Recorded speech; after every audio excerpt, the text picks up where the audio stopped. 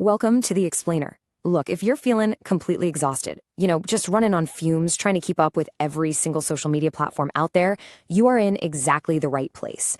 Today, we're unpacking the platform selection matrix straight from the Growth Creators Toolkit.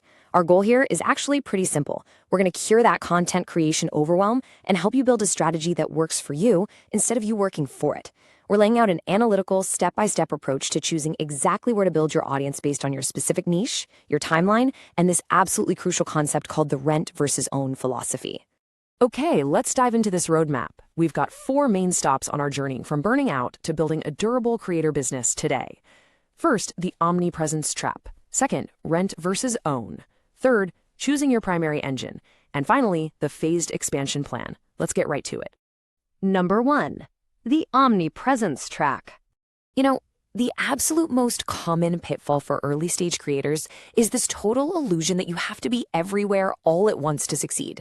There's a great quote from the toolkit that hits the nail on the head.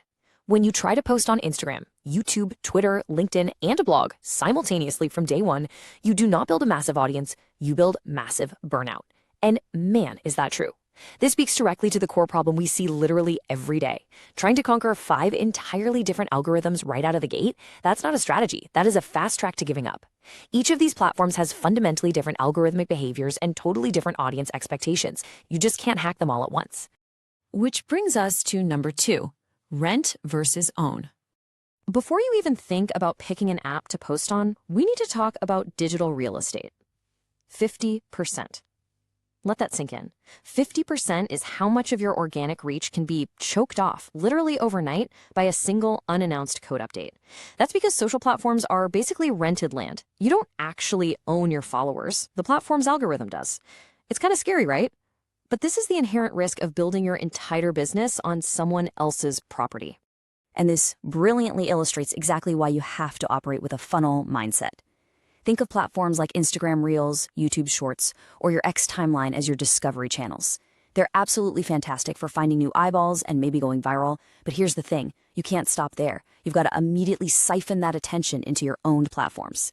I'm talking email newsletters, a customized growth through community, or private WhatsApp and Telegram channels. Because in that owned space, you have total distribution control. It's a direct line to your audience, completely free from the unpredictable filter of an algorithm. Moving on to section 3. Choosing your primary engine.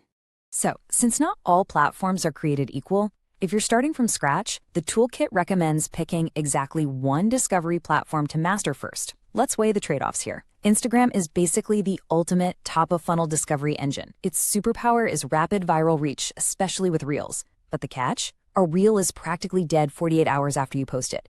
It's a relentless grind, honestly, best suited for highly visual B2C niches like fashion or quick fitness tips. Now compare that to YouTube. YouTube is actually a search engine built on deep, evergreen trust.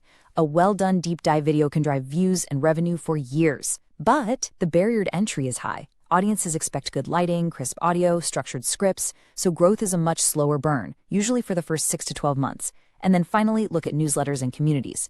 You get absolute control over your audience, but zero organic discovery. The algorithm isn't going to go out and find new readers for you. And that total lack of organic discovery is exactly why those newsletters and private communities are known as the storefront. This right here is your ultimate destination. Now, to be clear, you do not start here. You transition here. This environment gives you the absolute highest conversion rates when you're finally ready to sell digital products, SaaS tools, or cohort-based courses. But here's the massive takeaway from the toolkit. You should only actively focus on transitioning people to your storefront once you've crossed the threshold of your first 1,000 true fans. Wait until you hit that mark. Okay, final part, section 4, the phased expansion plan. So we already know we shouldn't try to be everywhere at once. Let's move to and see how this builds chronologically. Months 1 through 6 are phase 1, the monogamy stage. Then months 6 through 12, we shift into phase 2, the capture stage. And only once you hit year 2 do you enter phase 3, the hub and spoke expansion. Setting it up on this specific timeline ensures your personal systems can actually handle the bandwidth before you try to scale up. All right, so here's your actionable game plan. During the monogamy stage, you are committing 100% of your production energy to a single discovery platform. Your goal here is just to establish niche authority.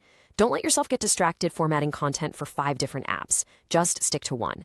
Then, in the capture stage, you maintain that primary channel, but you introduce one owned platform. This is where you start using lead magnets, things like free templates or valuable resources, to capture emails or phone numbers. You're effectively converting a rented audience into an owned asset. Finally, in year 2, you build the hub and spoke system.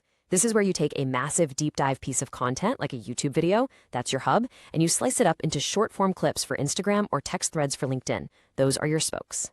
By strictly pacing your platform integration this way, you end up building a highly resilient cross-platform ecosystem, one where literally every channel serves a distinct strategic purpose in your audience's journey.